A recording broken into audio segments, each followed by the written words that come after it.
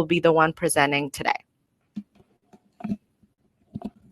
Thanks, Maria. Hello, and welcome to today's webinar, introducing you to student life on and off campus for graduate students at the University of Toronto. My name is Rory McEwen, and I work at the School of Graduate Studies in International Admissions. And I was also a student here myself at U of T, so I'm speaking from my own experience today. The University of Toronto is unlike a lot of universities because we're right in the middle of our city. When the University of Toronto was founded in 1827, the site was actually pretty far north of the city. But the city grew and grew and grew and grew up around the University of Toronto, which you can see on the far left side of the screen there as the area with the trees.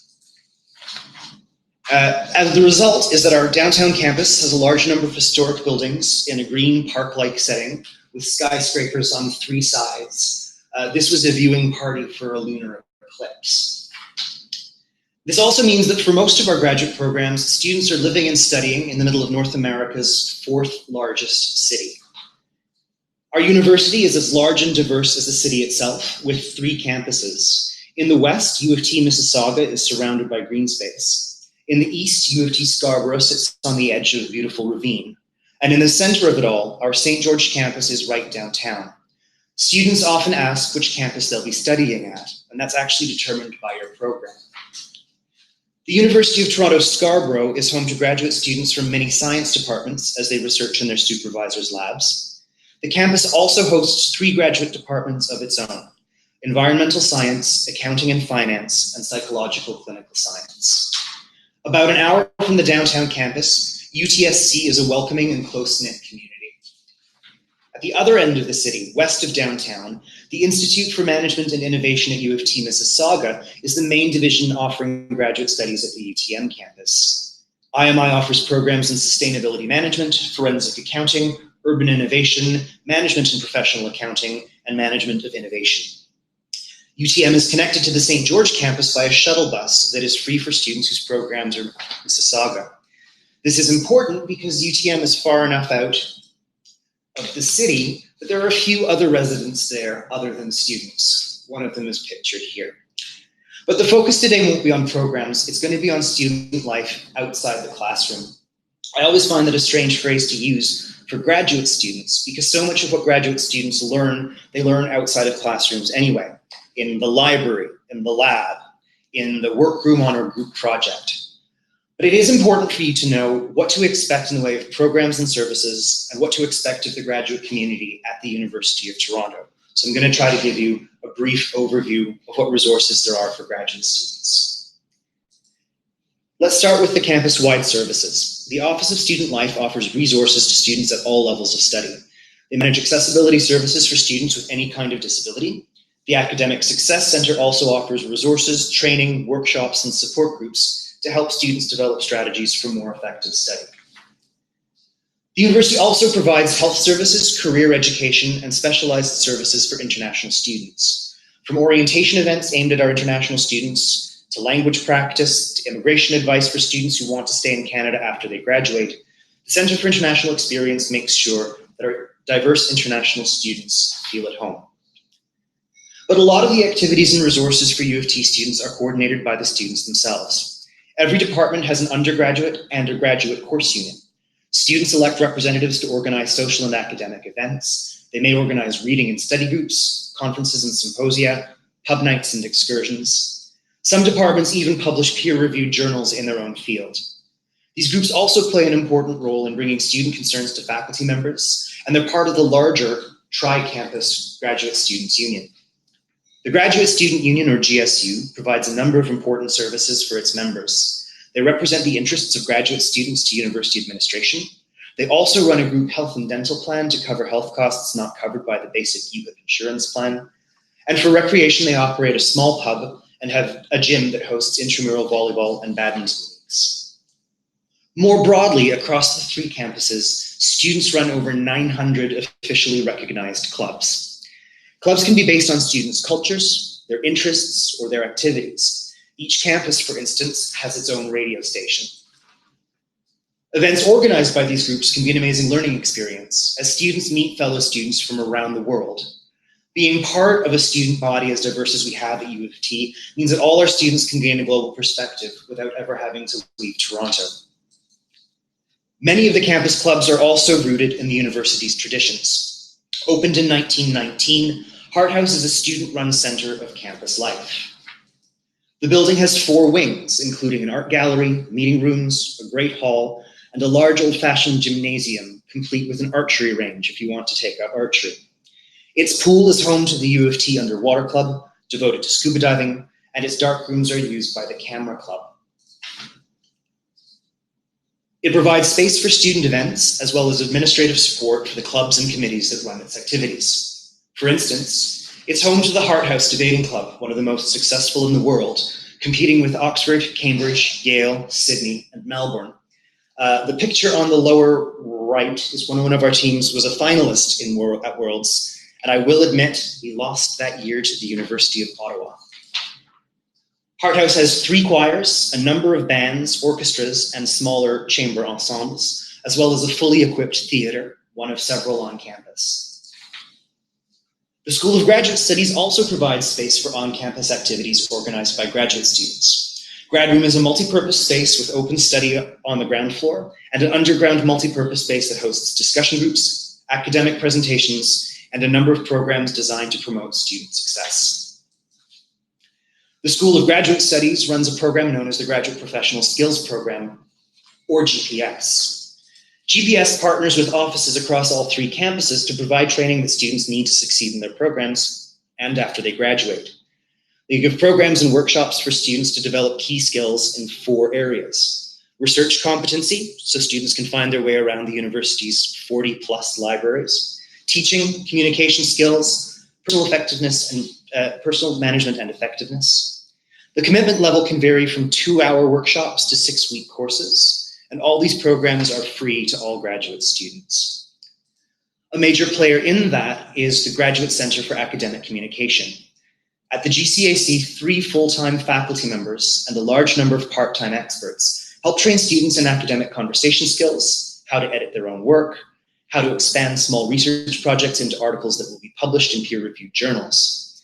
Does public speaking make you nervous? They also offer workshops and courses on oral presentation skills, which can make that next conference a little less intimidating.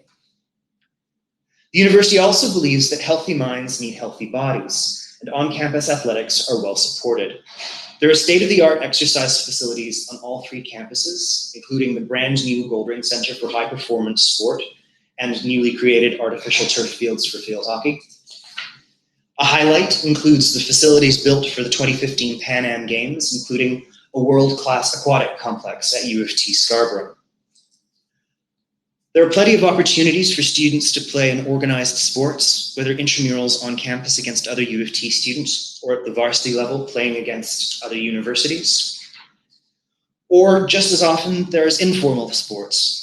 Sometimes the engineers will actually turn front campus into a giant outdoor ice rink, and hockey games can get pretty lively. And the same space in the summer hosts the intramural softball league across the campus. But students have the entire city at their doorstep, so let's talk a little bit about Toronto, the city we call home. Toronto is the 4th largest city in North America, after Mexico City, New York, and Los Angeles. We're on the north shore of Lake Ontario, across the lake from upstate New York. Niagara Falls is a 90-minute drive to the west of us, while Montreal is about a 6-hour drive or 4.5-hour train ride to the east. The city itself has a population of a little more than 2.5 million, but it forms the center of a much larger urban area. U of T Mississauga is a 40-minute drive from the St. George campus, and Mississauga itself is an independent city with a population of over 700,000. Altogether, the Greater Toronto Area has a population of 6.4 million people. The first question that a lot of international students ask about Toronto is, how cold does it get? Our winters can be cold and snowy, with average daytime temperatures in January going down to -7 or up to -1. We do occasionally have cold snaps down to around -20, but because our climate is moderated by Lake Ontario, our winters are usually a lot milder than other cities, including, for example, Ottawa and Montreal. A lot of Canadians, in fact, like to make fun of Toronto for being soft when it comes to winter weather and not able to handle winter the way the rest of tough Canada does.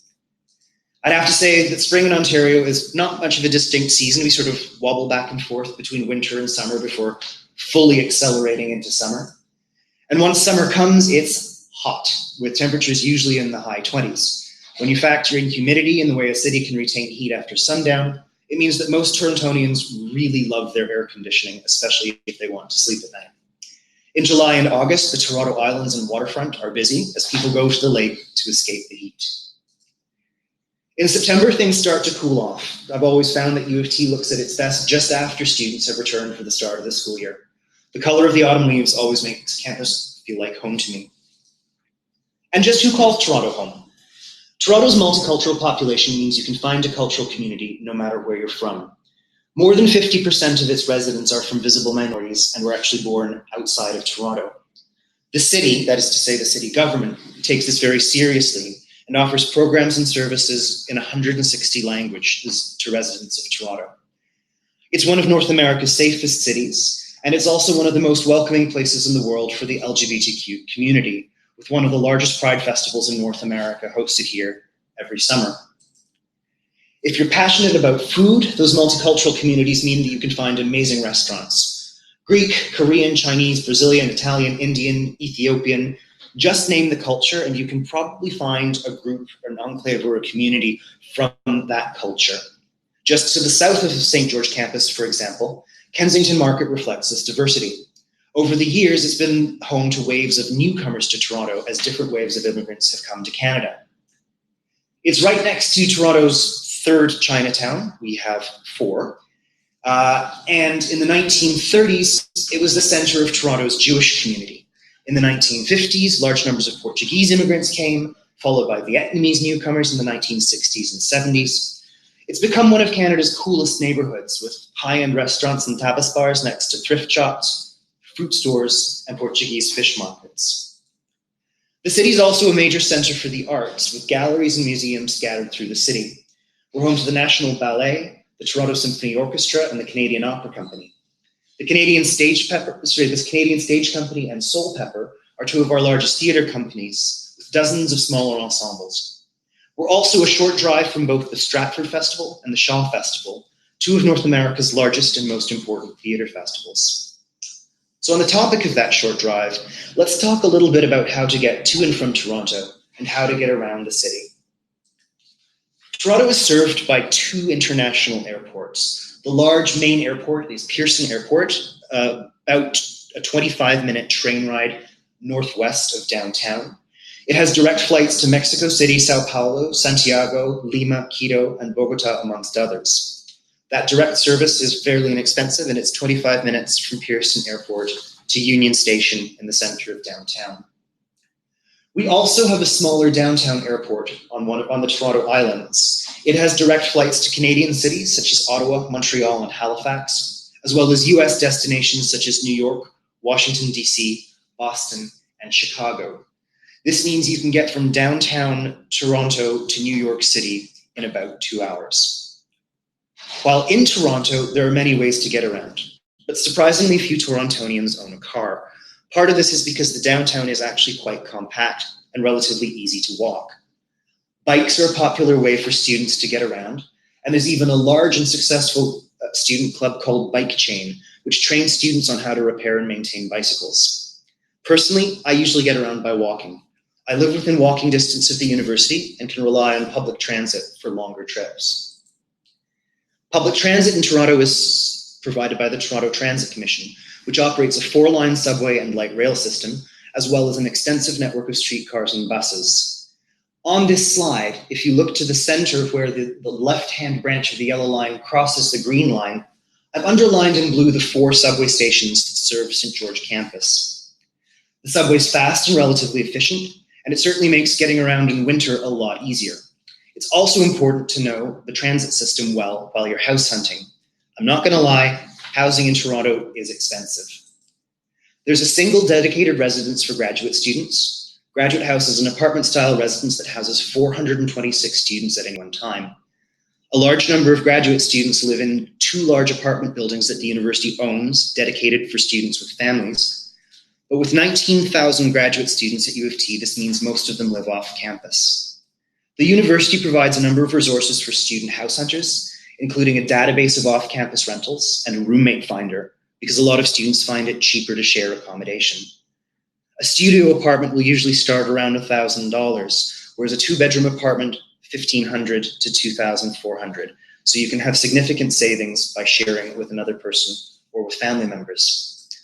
Looking back at that transit map, it's important to remember that the further out you go from the center, the less expensive housing becomes. From either end of the green line, running from east to west, it's about half an hour to St. George subway station, or maybe a little less, and rental costs go significantly down the further out you go.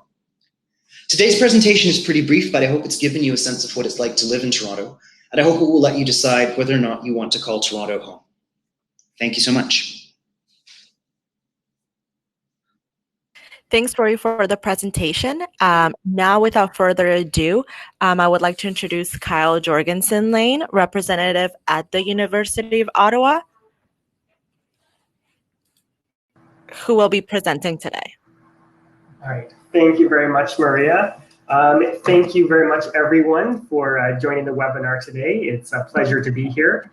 So as Maria said, my name is Kyle, and I work in the international office of the University of Ottawa. And I will say I also studied here. I did my bachelor's degree here at the University of Ottawa. I left for a few years, then I came back, did my master's degree here. I left again, and now I came back as an employee here at the international office. And I wasn't born here in Ottawa, but Ottawa is an absolutely fantastic city, and it is absolutely my home now. And I love living here in Ottawa. So I'm very happy to be telling you a little bit about the city that I love and this fantastic university here. So first of all, a little kind of overview of what you can expect here when you're studying here at the University of Ottawa.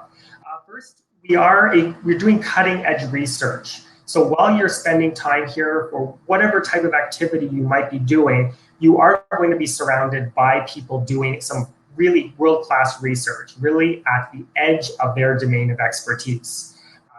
You have lots of access to labs, libraries, resources on campus, but a lot of this research and the support is all around the city. We have a couple other smaller universities here in Ottawa, and there's a lot of collaboration that goes on, and it kind of permeates life. Studying here at the University of Ottawa, you are at a center that is prestigious, and it brings you recognition.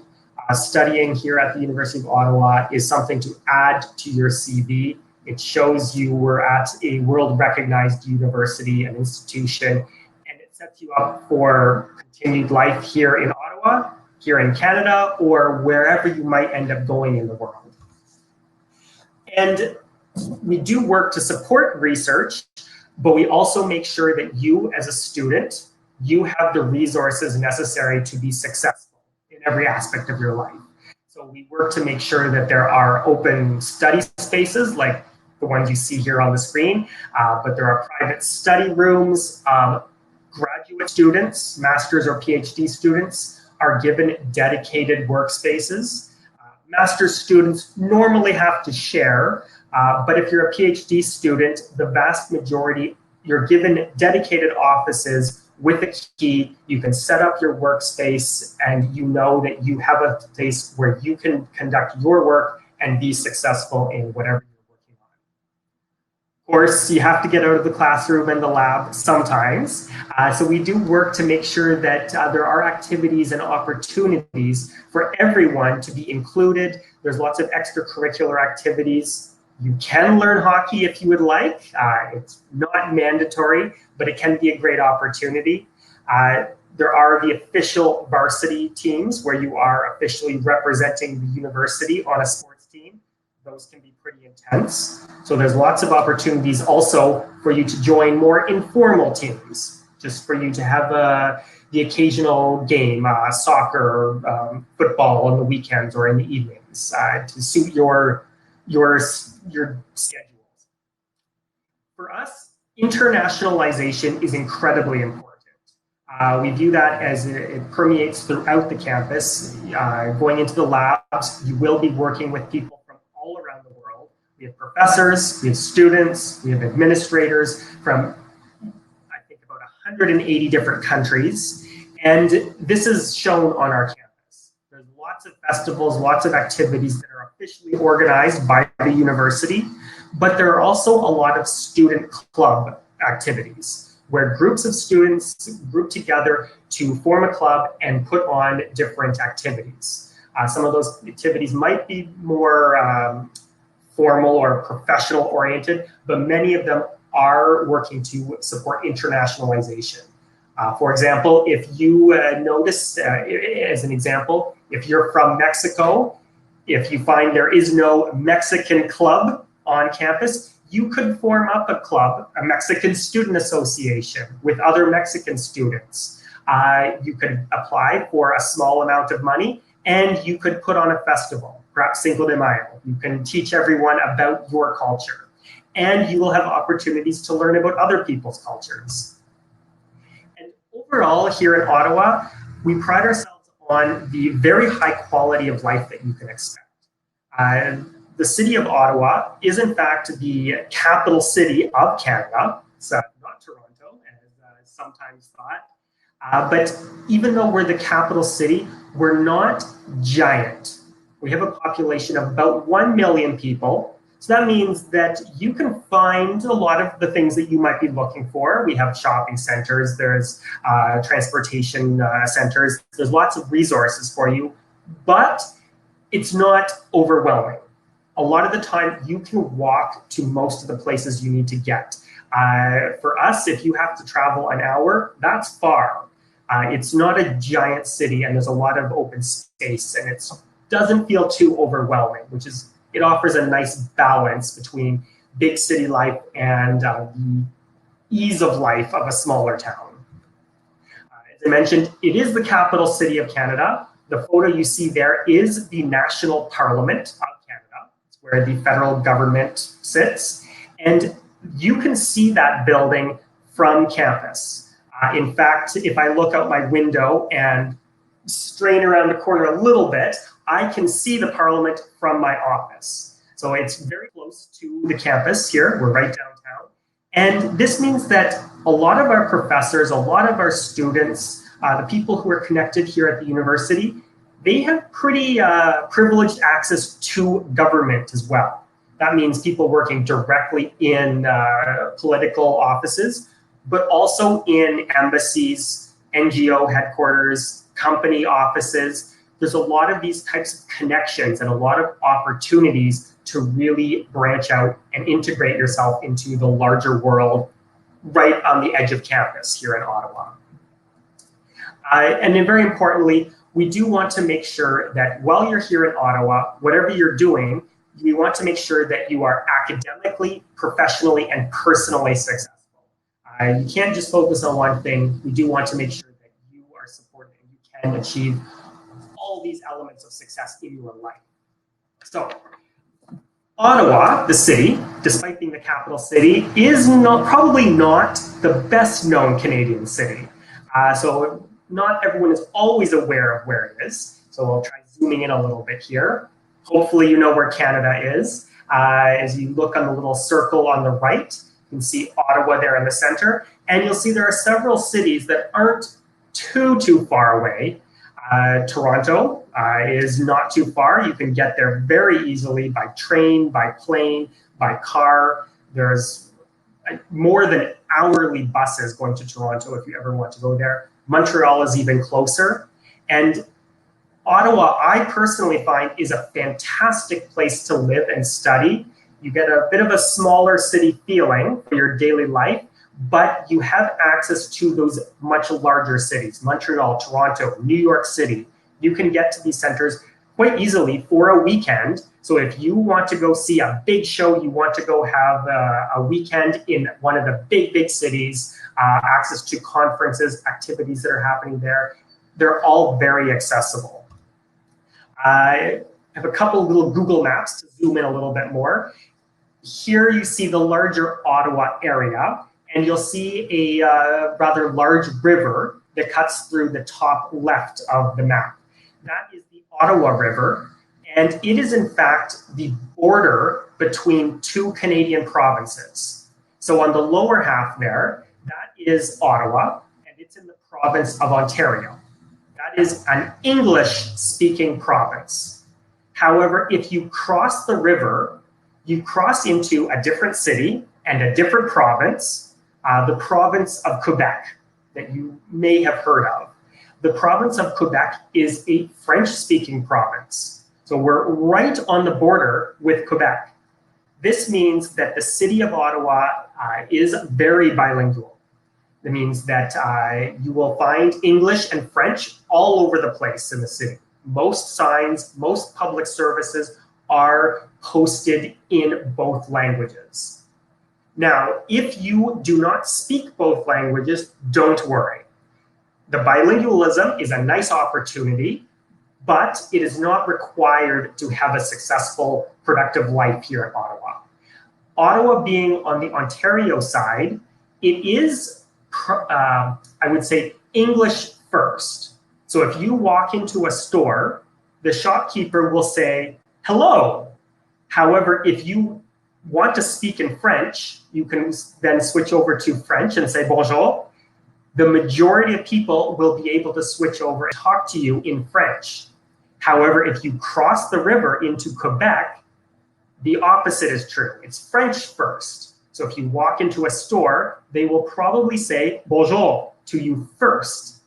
However, many of the people over there, they also speak English. So if you say, I can't speak French and say hello back, most of them will be able to switch over and speak to you in English. Now, this can be a very interesting opportunity if you're interested in learning French. So if you already speak pretty good English, you can live and study in Ottawa, but many students who want to learn French, they study in English in Ottawa, but they decide to live across the river in Quebec. And they live their daily life, their simple activities, they do that in French, where there is no repercussions. They're not going to risk failing a class because they don't understand the language. So that can be a really interesting opportunity.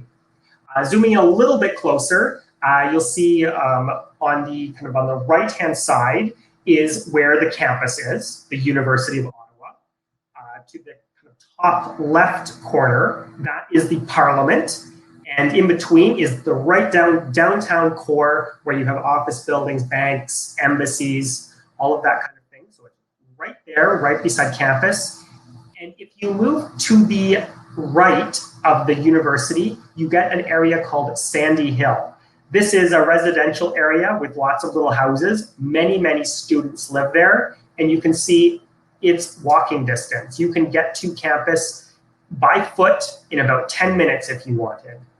Of course, there are other housing opportunities away from the city, but many students, they find that they can study and live and do everything within a very short walking distance. So it does afford a very good quality of life. Here we have a little photo of the campus. The main campus is highlighted in the center there, but you can see what I was talking about, Parliament Hill in the top left corner there, and Sandy Hill on the right. Residential area and a few other regions of the city. Gatineau, the one at the very top there, that is the city on the other side of the river.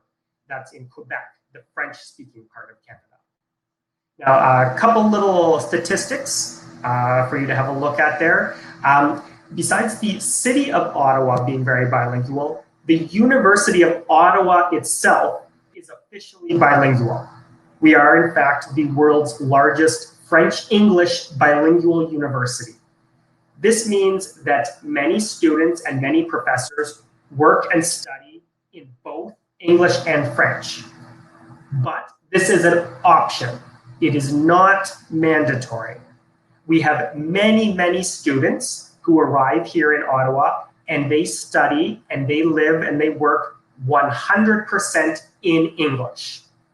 And the opposite is true. We have some students who come and they live and they study and work 100% in French. Other students do both. It's your choice.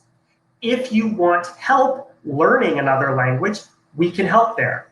If you're taking a PhD in biochemistry, for example, you're studying in English, you can request permission to take free French language classes. So you can start to develop an additional language, depending how many you already speak. I imagine most of you already speak English and perhaps Spanish or Portuguese. For many of you, French could be your third or maybe even fourth language.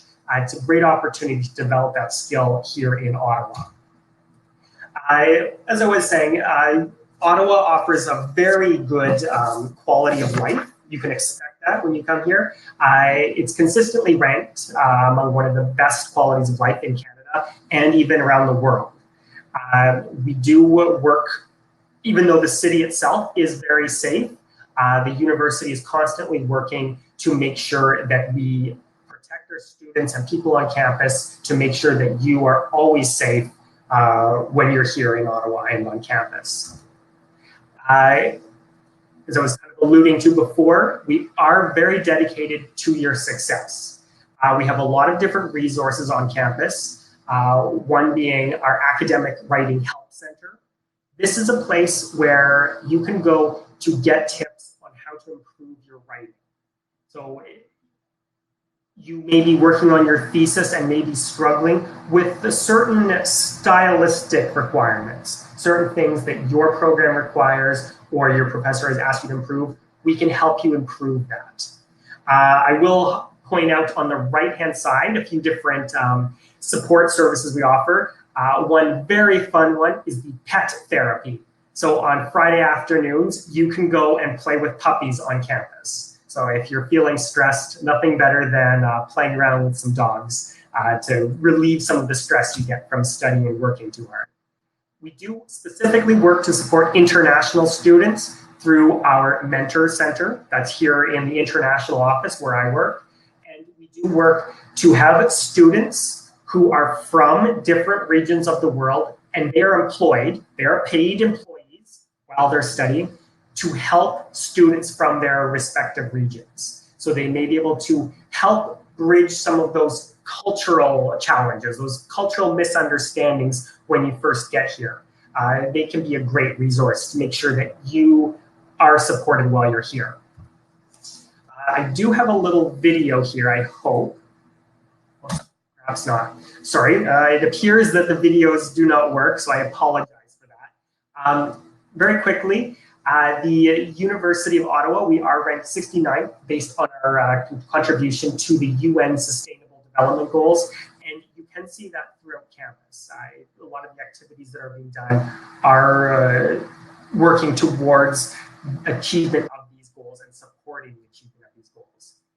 Specifically, we are ranked 10th best in the world for contribution towards the peace, justice, and strong institutions goal within the SDGs. So this is a very strong area of contribution that the university is making.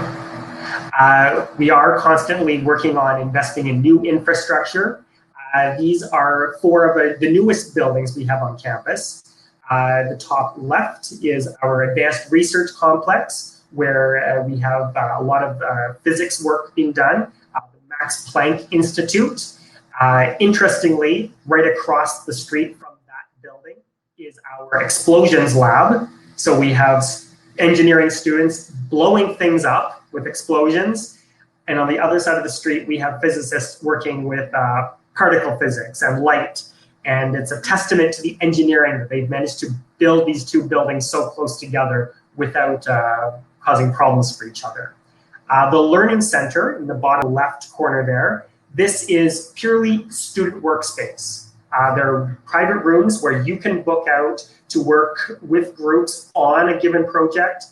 There's a virtual reality lab. There's just space where you can go and work on your ideas.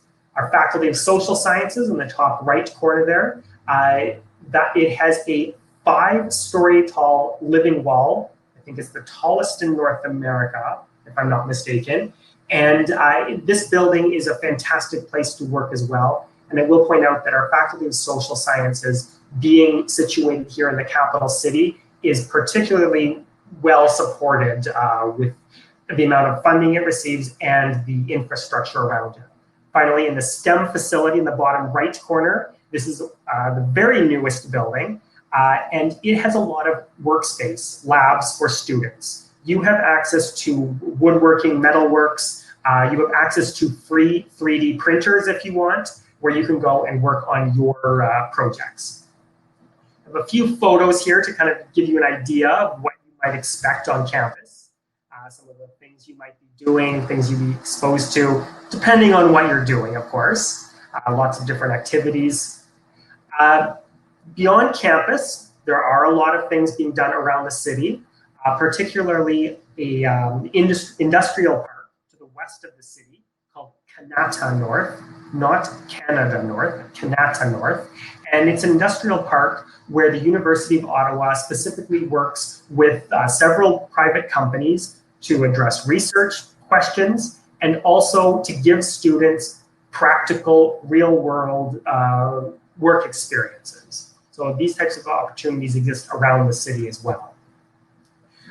Back to the issue of protection, I did want to emphasize this, that we do take it very, very seriously. Of course, there's the regular emergency protection services available 24/7. Call 911, you can get ambulance, fire protection, police, full contingent of emergency services. However, on campus, we have an additional protection service that is also available 24 hours a day, 7 days a week. We have these posts, these emergency posts that you can see on the screen there. They're scattered throughout campus, and if you ever feel unsafe, you can run over, press the big red button, and you can immediately be connected with protection services, and security cameras will immediately point on you so that you can have your person observed and protected. Additionally, I did want to mention our foot patrol service. So our classes run as early as 7 a.m., not a lot, but sometimes as early as 7 a.m. until 10 p.m. It's a long day, and people are coming and going all throughout the day. If you have to leave campus and it's late at night or earlier in the evening and you don't feel safe, you can call our foot patrol service, and two volunteers will walk home with you. They'll even take the bus home with you if you don't feel safe. So it's very important that you are safe and also that you feel safe. Moving on, I did want to touch on the weather. So a little graph that comes from the Government of Canada, Statistics Canada, gives you an idea of some of the weather you might expect, some of the averages that you might expect here in Ottawa. I will say the extremes can be a little bit higher or lower. In the winter, it can get very cold. It can go all the way down to about -30. You know, that sounds very cold, and it can go up to above 30, maybe 35. It's very hot in the summer. So there's a wide range of weather there. But it's very important to remember that we're prepared for it. It's not a surprise. If you come from a warm climate, the buildings that you are used to dealing with, they were probably designed for that warm climate. They're not the same buildings here. All of our buildings are very well insulated. We have students that attend class in January in their t-shirt. They don't come in their t-shirt, they come with a big coat on, but when you arrive in a classroom, the buildings are insulated, they are heated, you can take off your coat and you can research, you can do work, you can study comfortably. And I also, again, have had two videos to kind of give you an idea of what it was like in the winter and the summer, but I'm afraid they don't seem to play, and I apologize for that. But overall, I do hope you will come to visit us at the very least. If you do end up studying in Toronto or wherever in Canada, we do hope you'll come visit Ottawa, but I also hope you'll consider coming to study for long-term or short-term with us as well. So again, thank you very much. It has been an absolute pleasure speaking with you, and I look forward to any questions you might have. Thank you, Kyle. So now it's time for Q&A. So if you have any questions, either general or specific to one Caldo University, or maybe both, you can please write them down in the chat. Both Rory and Kyle will answer them for you. Thanks.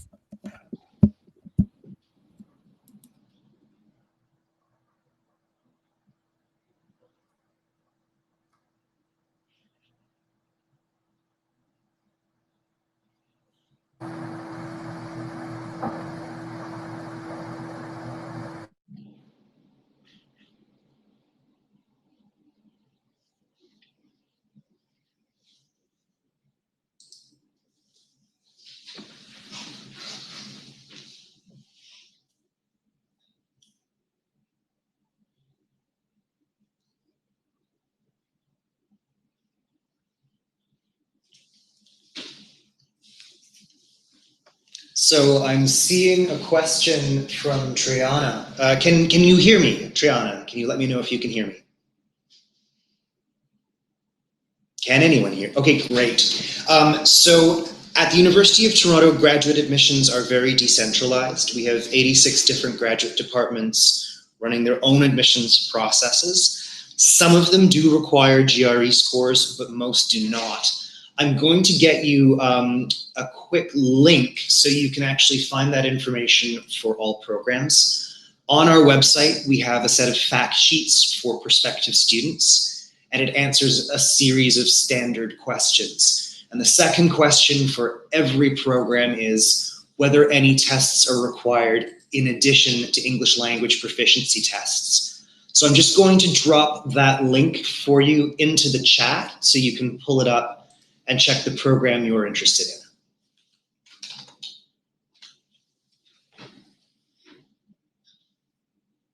If I might jump in, I see a question about families, and this is a very good question. I will comment, this is an issue that would differ slightly depending on the province. So I can speak a little bit about Ontario, and Toronto is also located in Ontario.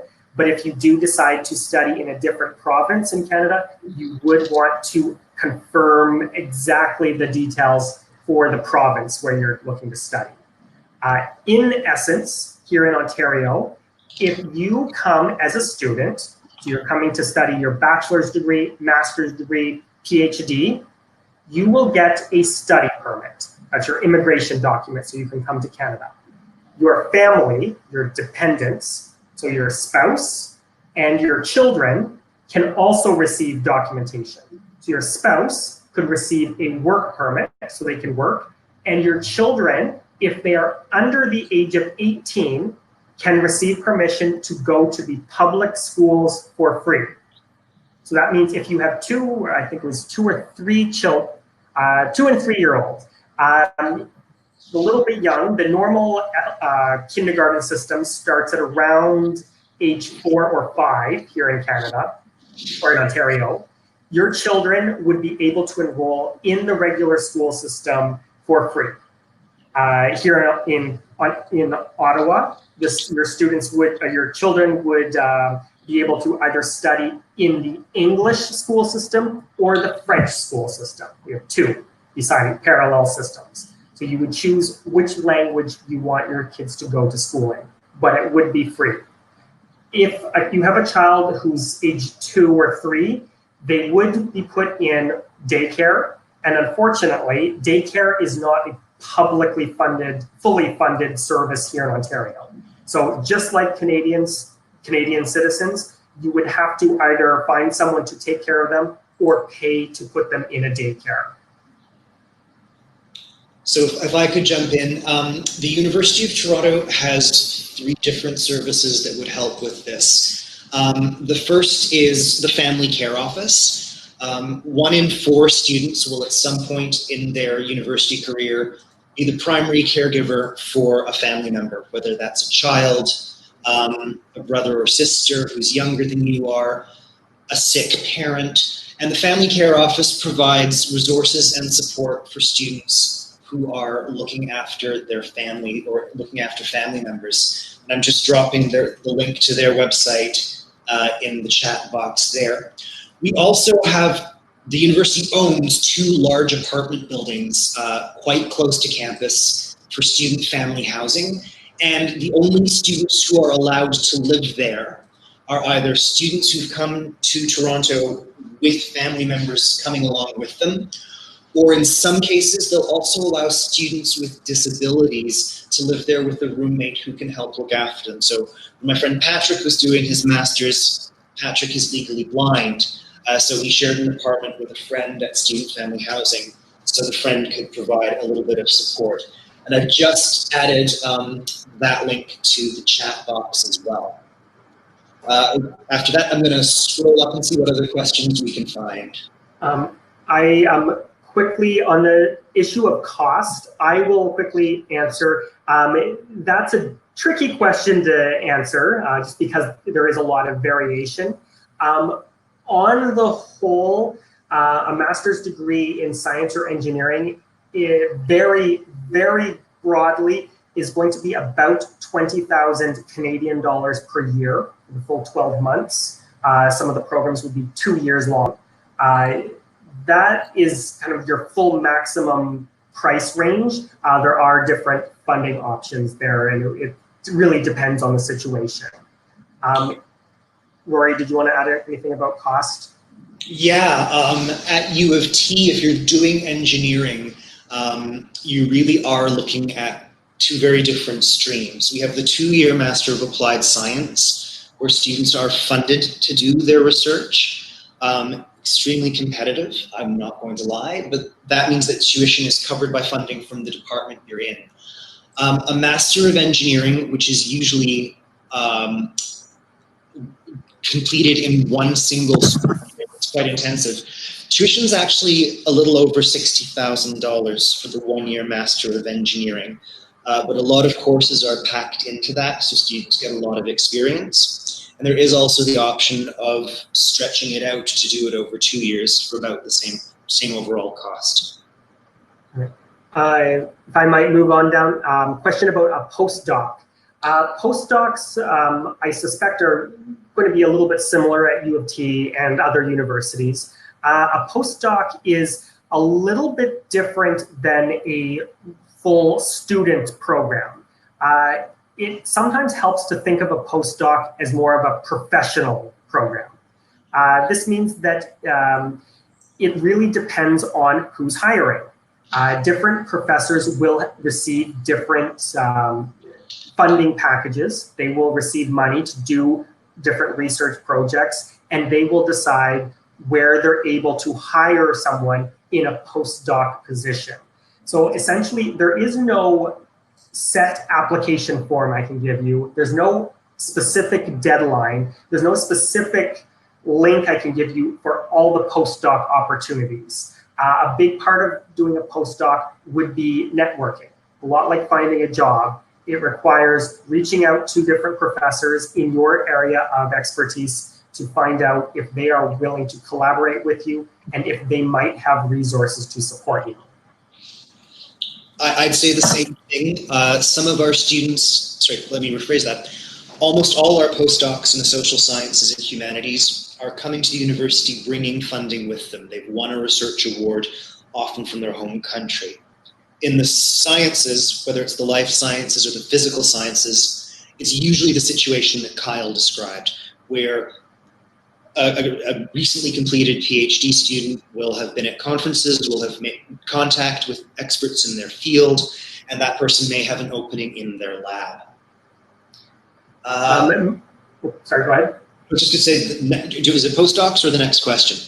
I was going to go to the next question. Okay, I've got an answer to that. We can't put you in touch directly with we can't give out contact information for our students to strangers, but I can tell you that there is a Peruvian Students Association at U of T, and they have a public Facebook page, which I've just entered into the chat. So if you want to reach out to Peruvian students in Toronto, you can reach them through the Facebook page.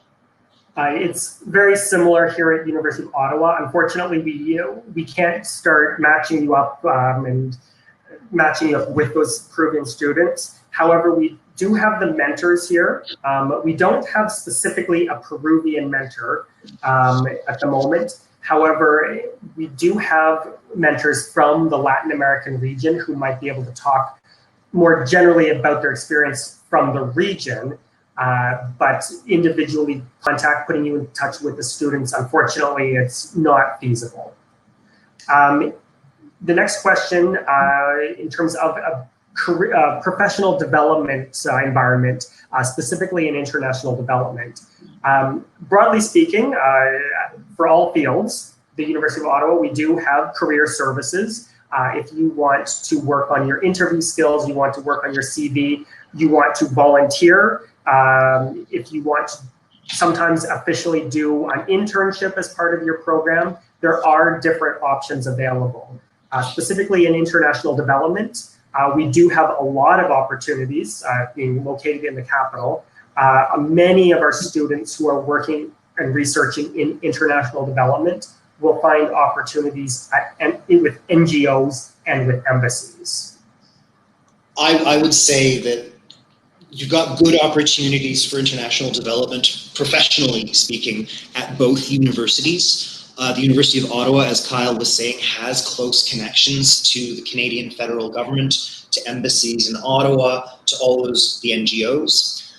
There's also a pretty strong NGO presence in Toronto, and our Master of Global Affairs program at the Monk Centre for, they've just changed their name, the Monk Centre for International Relations and Public Policy.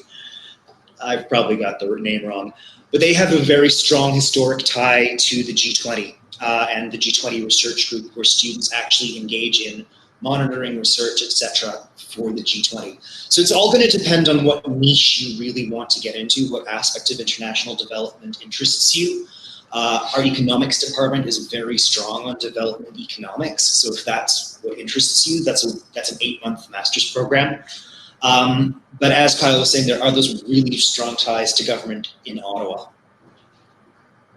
Moving to the next question there, I apologize, I forgot to mention living expenses in Ottawa. We estimate cost of living in Ottawa is going to be about 1,450 Canadian dollars a month. That's kind of our official minimum amount that we recommend. Overall, Ottawa is probably a medium cost city in Canada. We're a little bit cheaper than some other cities, but we're certainly a little bit more expensive than other rural areas of the country. 1,450 would cover very basic accommodation, basic food, basic transportation, not much else though. If you did live across the river in Quebec or further away from the city, as Rory was saying for Toronto, the cost will go down slightly. Yeah, I'm just pulling up a link that our Centre for International Experience provides for estimating costs of living in Toronto. I had it half an hour ago and can't find it at the moment. I'll add it to the chat box as soon as I found it. On the topic of Toefl tests and other sort of tests, I suspect U of T is very similar, but we accept quite a wide range of language test scores. We accept Toefl, we accept IELTS, Pearson, Cambridge, quite a wide range, as long as they are the academic iterations of that test. They are all treated equally, so Toefl is not considered better than IELTS. They're viewed equally as strong. In terms of other tests, there's not many other tests that are required for University of Ottawa. A couple programs in business might require the GMAT or the GRE, but for the most part, the only test that's required is a language test for them. So for the University of Toronto, we accept a more limited number of tests. We're looking at accepting a few more, but haven't made any decisions. By and large, students are taking TOEFL or IELTS. I very rarely see other tests being submitted. We do also accept the Certificate of Proficiency of English, the COPE certificate, although I've got to say, I've never seen one. And we also accept a certification from our School of Continuing Studies, which has a language program. It's very popular with students who are considering studying in Canada. They immerse themselves in Toronto for a few months take an intensive academic language course. And if they get a grade of B in level 60 of that course, we accept that as equivalent to our TOEFL or IELTS requirements. I see a question now about getting help, guidance on specific admissions requirements. So Gabrielle is asking about civil engineering as an example. At the graduate level, at the University of Ottawa, you are better contacting directly each individual department if you want very specific guidance on that program. That being said, it can be confusing and difficult to find each department sometimes. In that case, here at the University of Ottawa, you'd be very welcome to contact me at sponsoredstudents@uottawa.ca. Send me an email letting me know what you're interested in, and I can kind of direct you towards the department for that specific program. It's the same, only possibly more so here at the University of Toronto. As I mentioned earlier on, we have 86 different departments offering something like 280 to 300 programs. And even within a department, there can be very different deadlines or requirements for admission to different programs. If you get stuck when you're looking for information at the University of Toronto, your best point of contact is going to be the graduate administrator of the department you're looking to apply to.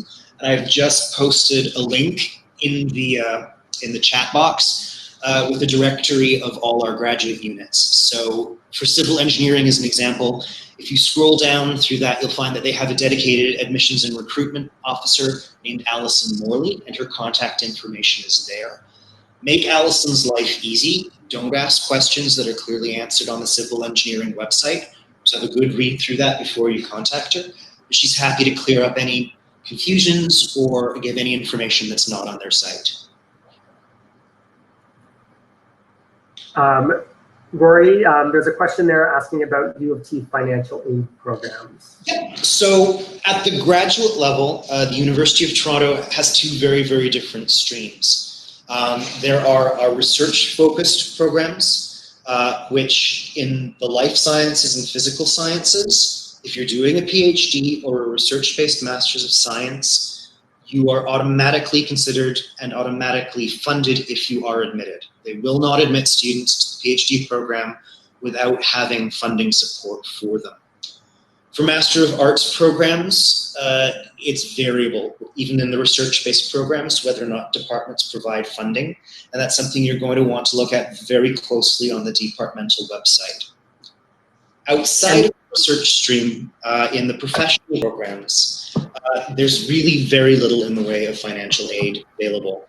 MBA students might win a $5,000 or $10,000 admission scholarship. That's not even covering more than 10% of tuition.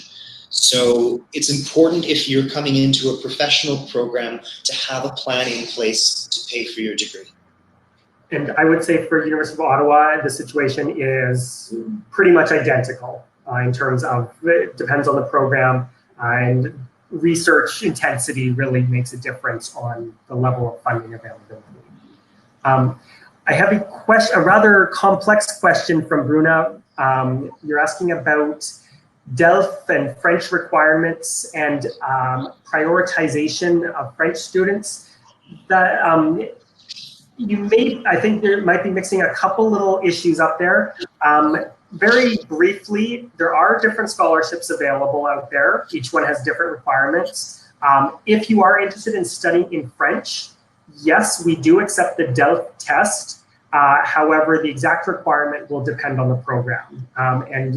Bruna, if you'd like to send me an email, I can kind of try and clarify your question a little bit more precisely. There's also a question here about a student who has received an MBA in the US, asking if it's necessary to take an English test after that. We're here at the University of Ottawa. We will waive the requirement of an English or French proficiency test if you studied in an English-speaking country for at least 2 years, so 24 months. If your MBA was only 1 year, unfortunately, you will have to do a language proficiency test. If it was a full 2-year MBA program, then you could be exempted from the English proficiency test. And that's not just MBAs, but if you did a full bachelor's degree in Australia, you would be exempted from the English proficiency test. If you only did a 1-semester exchange to the UK, unfortunately, no, you would not be exempt. So the rules at U of T are complicated on this one, and not only are they complicated, but they're also under review and may change. So rather than confusing anyone, I'm just going to say if you have a prior degree earned in English, contact the department you're applying to see whether that degree will have them waive the requirement for a language exam. There are some departments who, even if the student has that degree that was taught in English, are not interested in offering any kind of waiver. But there are some departments that do offer it if it's the right degree, and so on and so forth. So too many different rules. Contact the department directly. I'm noticing there are quite a few questions about specific programs.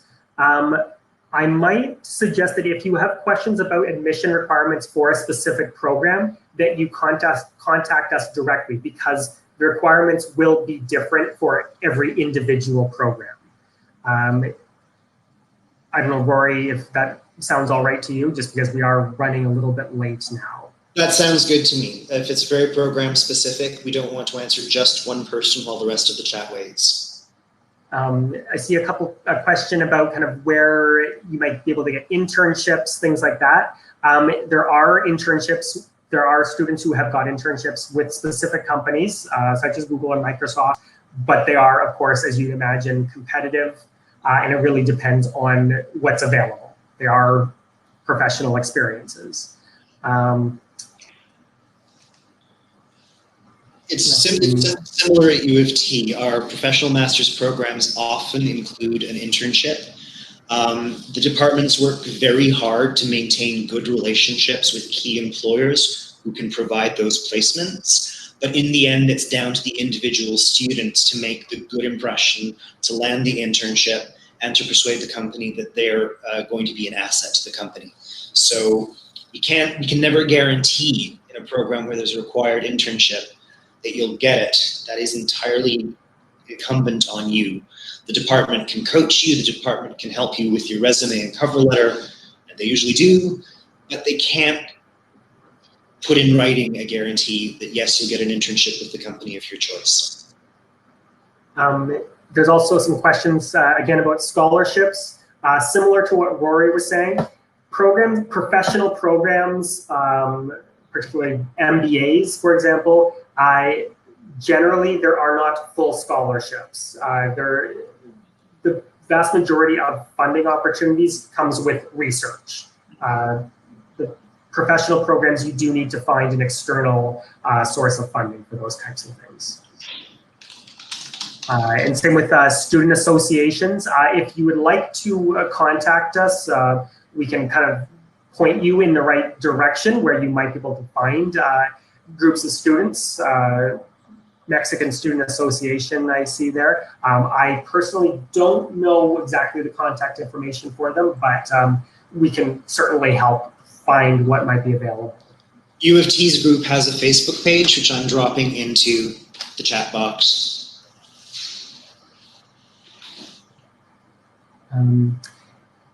In terms of, I see a couple little things here about CALDO scholarships. Just to clarify, CALDO itself does not offer directly any scholarships.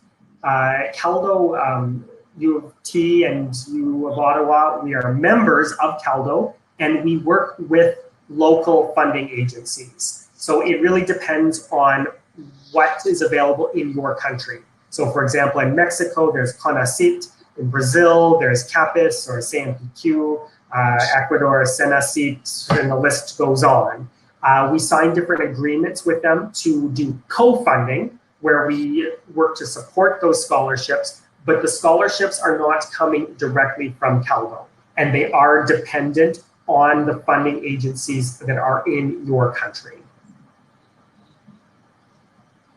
There's a question about GRE giving additional points for admission. At the University of Ottawa, no. If the GRE is not required for your program, it means nothing. If you submit a GRE that is not specifically requested or required, it goes in the garbage. It does not get considered in any way. If it is required, such as for the MBA or some other business-related programs, it will be considered, but it's a requirement. So the score is just compared to every other student's score. So at U of T, we have 3 different scenarios. One is a department that simply isn't interested. If you send the GRE subject test in English and you do very well on it and you send those scores to the English department, they'll throw this in the shredder to be recycled rather than just the garbage, but they're not going to be looking at it. For some programs who don't require it, but if you submit it, sure, they'll take a look, especially if you did well, why not? See if it provides a bit more information. And then there are the departments where it's absolutely required. So if you earned your degree outside of Canada or the United States and you want to do a master's in economics, you're submitting those GRE scores or you're not getting in. So 3 different answers to that question. Getting a few last questions here. There's a question about, I guess, mental health, so to speak. There's questions about the empathy of professors, kind of the non-academic support they might give to students. To be honest, it depends on the professor. I know some professors are extremely caring and they go a million miles for their students. And other professors are more hands-off. They set high expectations and they are less involved in the personal life of the students. It really depends on the professor. That being said, there are a lot of formalized, structured resources available on campus. There's counseling services, there's academic support services, there's a medical clinic. As a student, you're guaranteed a family doctor and you're covered under health insurance. So there are these systems and structures in place to support different aspects of your well-being, making sure that you are healthy. But I cannot say that every single professor has been guaranteed a certain level of empathy. I'd reiterate the same thing, but I'd also say that the supports that are in place are the student's responsibility to seek out.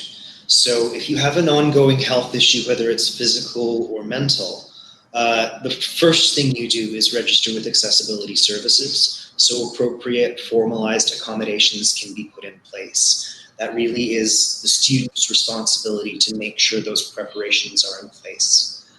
That said, our accessibility services are extensive, and we actually have a system whereby rather than going to a central accessibility or mental health office, students actually go to embedded counselors who are where they are. So we have at the School of Graduate Studies a dedicated accessibility advisor and 2 dedicated health and wellness advisors. This is useful for graduate students because it means they're not sitting in the waiting room next to students whose exam they're going to mark the next day or who they have to lecture to over the next few months. So it gives an added layer of privacy so that students can manage their issues on their own with expert support from U of T staff. Josue, I don't know if I quite understood your question. You're asking about the researchers. For the most part, if it's a full-time professor, they are teaching, but they are also doing research. I'm not sure I quite understand your clarifying question, but essentially there are resources to support people in different aspects of their career, whatever stage that might be at.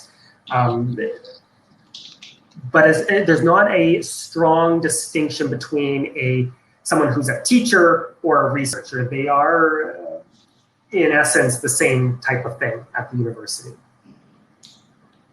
Someone's asking for my email address, so I've just dropped that into the chat feed. And now I've got a question from Luz, who wants to study sustainability management with the CONACYT grant. As far as I understand it, our agreement with CONACYT is for research-based programs only. And the Master of Science in Sustainability Management is very much a professional program. I'm not sure what the arrangement is with FUNED. I think they do provide some financial support to students in professional programs, but I'm not an expert on that. I would check with the Graduate Awards Office. I'll put their email address in the chat feed in just a second, because they're the ones who maintain the agreements with CONACYT and sign, work out the details of the new agreement every few years. So I'll just put their email address in the chat feed, and you can contact them for information about what programs are and are not covered by CONACYT.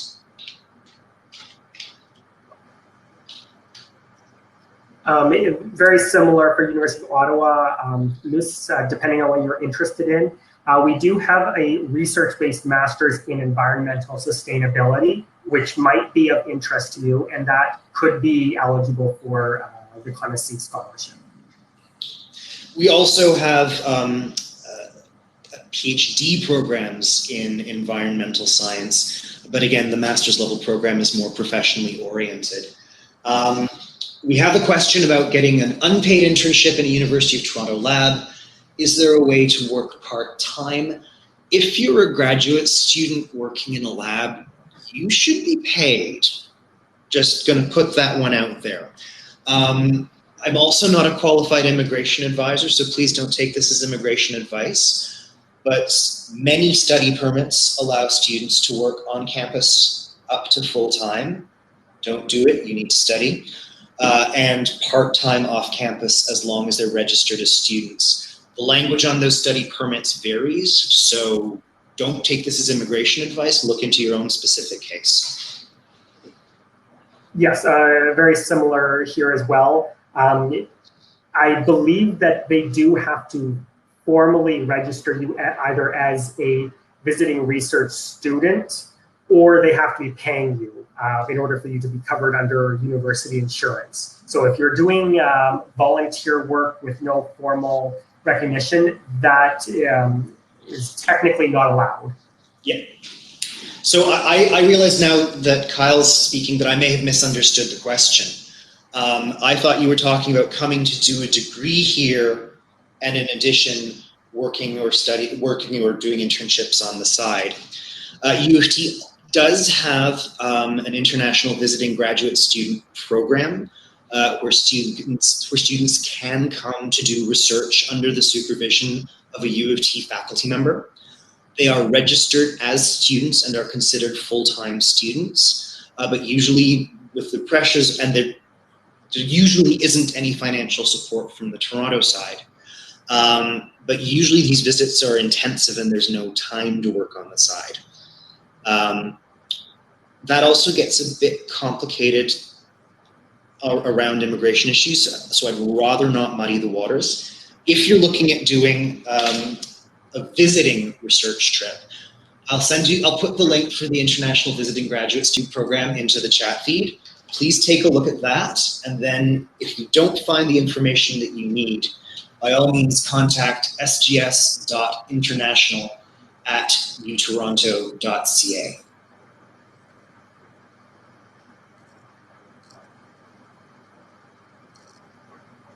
Josue, I see you have clarified your question there. Essentially, yes, the professors and the people at the university, they are human beings and they recognize that you are human beings. If you're working on your PhD and you have a serious health problem, you can do a formal leave of absence where you take a semester off to recover from your health issue. If you have a cold, if you're sick for just a couple of days, it's like a job. You would talk to your supervisor, who's effectively your boss, your academic boss, and you say, I need to spend a couple of days getting better at home. And it's about communication. You do need to set boundaries. You can't just take off every single time you want, but it does depend on the relationship that you have. If you are working in a lab where you have specific activities that are expected of you, then you need to take those into consideration and account, and you need to be respectful of other people, and just as you would expect them to be respectful of your personal needs. Depending on what you're doing, you might have more autonomy and work more independently, particularly in the humanities. We at U of T recognize that if you're in a research-based degree, that relationship with your supervisor is incredibly important. And the kind of openness and communication Kyle's talking about is something that has to be built into the relationship from the start. We actually do have a Center for Conflict Resolution specifically for graduate students. And one of its goals is to prevent conflict by ensuring that students and supervisors have a healthy relationship established from the start. So you can show up on your first day here, walk into the Center for Conflict Resolution, say, hi there, I'd like some coaching on how to begin my relationship with my supervisor right from the start before there's any prospect of conflict.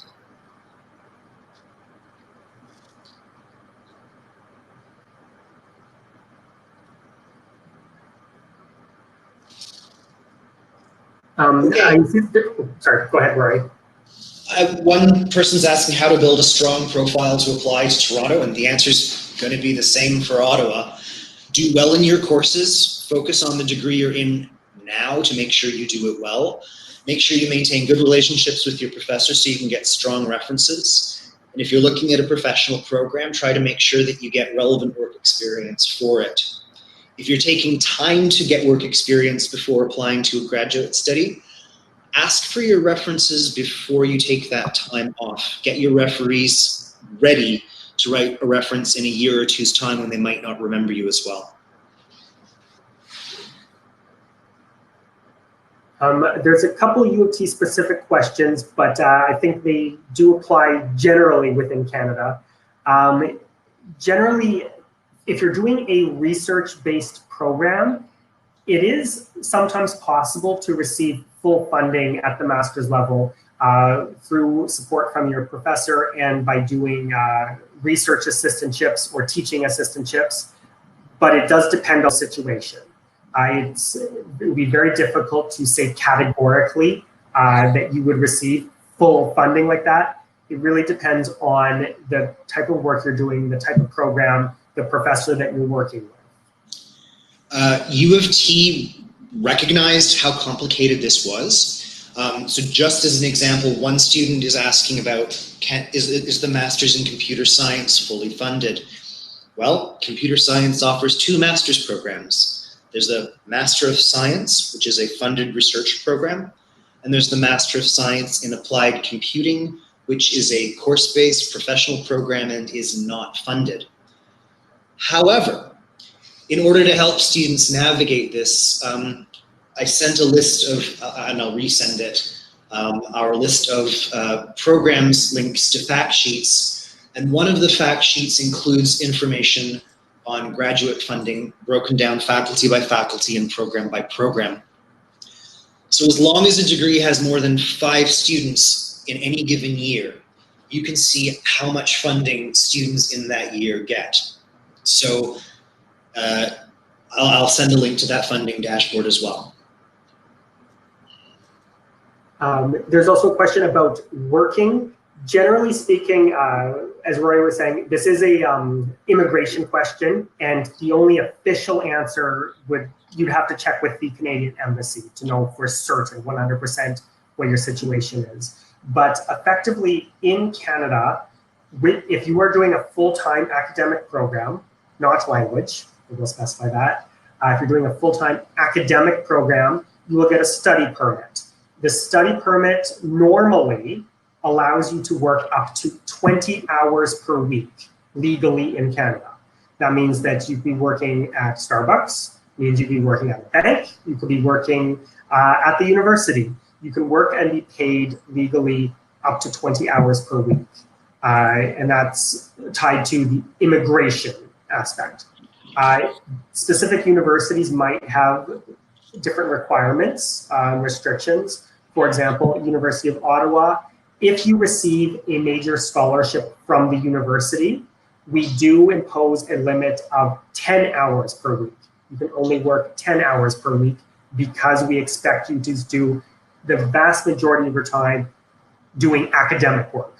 So there is that university imposed limit, but from a legal perspective and your study permit is normally 20 hours per week is the baseline. And U of T observes the same rule. If you're receiving a major award, you capped at 10 hours a week that you're allowed to work. That includes work as a teaching assistant. So if part of your funding package is a TA-ship, it has to be less than 10 hours a week if it's spread out over if you spread it out over the full academic year.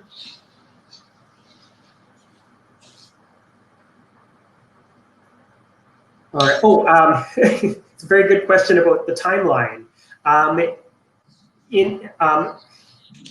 It depends on the program, how long it takes to prepare. My general advice is that start preparing your application 1 year in advance. So that means if you're doing a research program, you start looking at professors and potential supervisors. You start looking at the requirements. You start preparing for an English test, for example. You start looking at where you need to get your transcripts and other documents from. You will generally have to formally submit everything several months. In some programs, it's up to 10 months in advance. So I generally suggest, as a general rule, start preparing your application 1 year in advance. I would concur with Kyle, but I'd also add where you live and what program requirements you're looking at will affect the timeline. If you're applying to a program that requires the GRE and it's not easy to book a subject test in your area, it's very important that you give yourself the time to get those test scores if they're needed. If you're a long way from your previous university, and unless they're very good by email, it may take longer for you to get transcripts than you expect. So build in extra time. At U of T, our record for how long you have to apply in advance is dentistry. Their Master of Science application deadlines are a full year in advance of the start. And many programs with later application deadlines will actually have two different application deadlines, one for domestic students and one for international. This is being done for the international students' sake to make sure that they have a decision on time for them to apply for a study permit.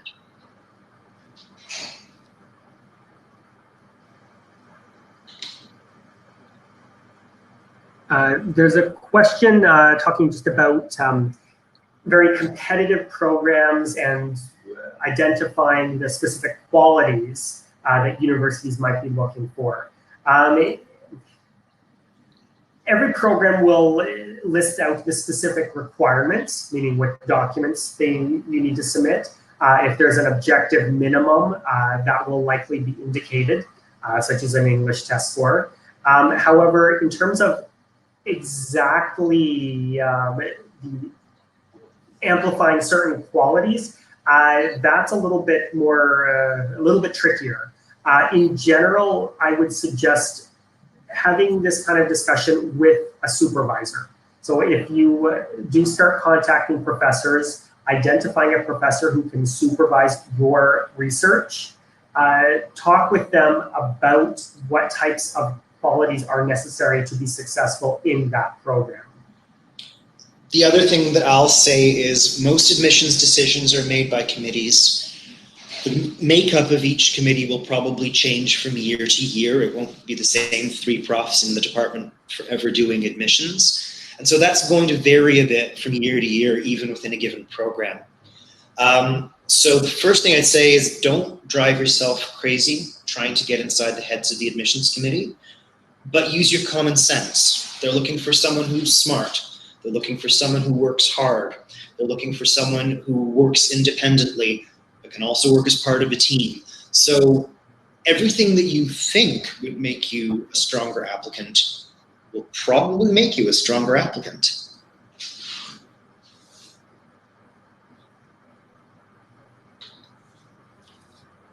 And I'll also add that a bit of research can go a long way. So for instance, if you're looking at working in a particular professor's lab, very often they'll give profiles of the students who've worked with them, and you can see the kind of student they're admitting.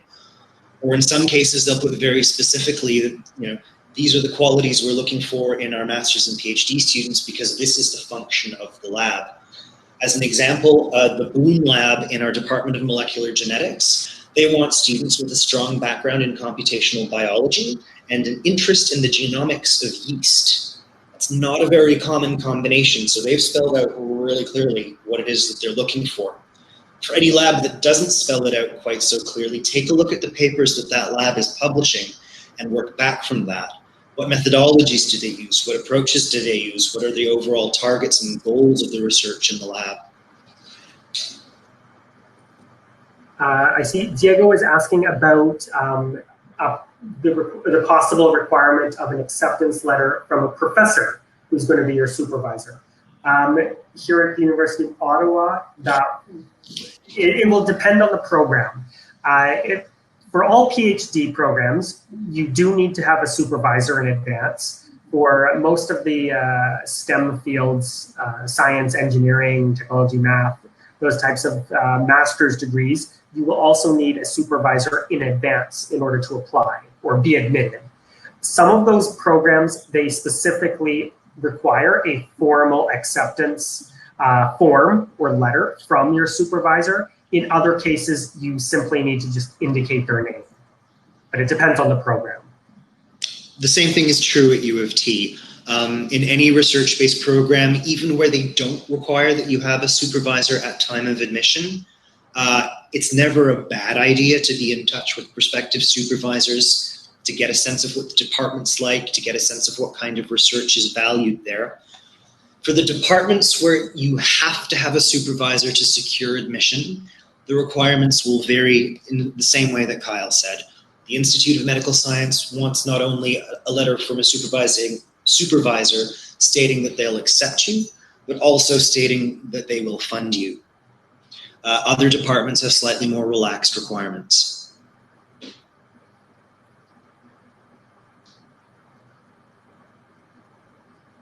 And Rory, are you able to talk about ELAP? Yeah, I can talk about ELAP. And I'll confess that at the exchange level, at the level of having one-on-one partnerships with universities, Latin America has historically been one of U of T's blind spots. We haven't done well building partnerships with universities in Latin America. So for the moment, as an undergraduate wanting to do an exchange, you're out of luck. You're welcome to contact our Center for International Experience to ask if there are any agreements being discussed. But at the moment, unless you're at our very, very short list of partner schools, unfortunately, an exchange wouldn't be possible. As a general rule of thumb, it's very difficult to create a formal partnership based on only one student's request. You can talk to the international office of your home university to let them know that you're interested in a Canadian university, but it is kind of it needs to be a built-up, demonstrated long-term interest, not just one student. Yeah. And it has to be, your school has to be interested in U of T generally as well. I think we've made it to the end of the questions. Yes. Any other last questions? I don't see any indication of anyone typing. But in any case, I guess my email address has been up for a while there. But Maria at Caldo, I'm sure, could provide contact information once the webinar is over.